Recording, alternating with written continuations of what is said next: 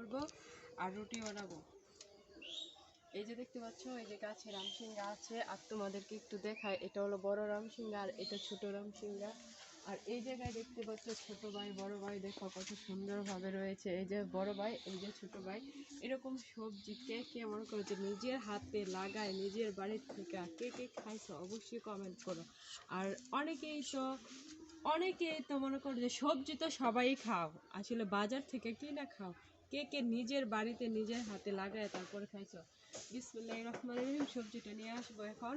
আর আমি হলো মনে করো যে নিজের বাড়িতে মনে করো যে নিজের হাতে লাগায়া তারপরে কিন্তু এই সবজিটা মানে খাচ্ছে একদম ফরমালিন ছাড়া। আর এই যে মুসড়ে মুসড়ে কিন্তু ভেঙে নিচ্ছি, যদি টান দেয় তাহলে কিন্তু লটটাই নেমে যাবে। আর ওই উপর থেকে নিচ পর্যন্ত দেখো কি অবস্থা। আর এত পরিমাণে রামসিঙ্গা ধরছে যে বলার মতো না। তো এই জায়গা থেকে একটা নিলাম।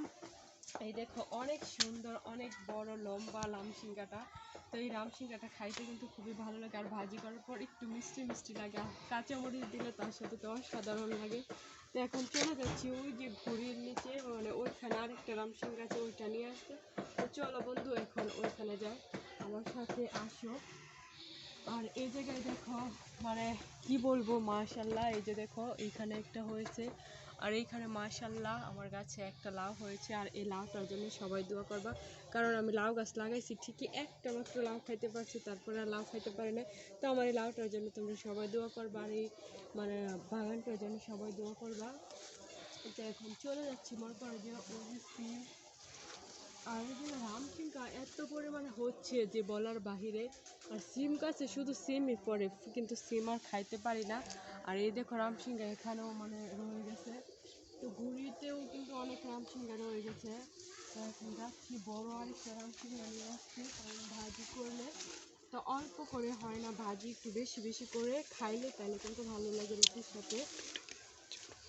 তো রুটি বানাবো, আর হলো সকাল সকাল হলো রামসিঙ্গা ভাজি করব। এই যে দেখতে পাচ্ছ এখানে বড় আরেকটা রামসিঙ্গা হয়েছে, তো এটা নেওয়ার জন্য চলে আসলাম। আরেকটা তো আমার হাতে আছে দেখতেই পারছো।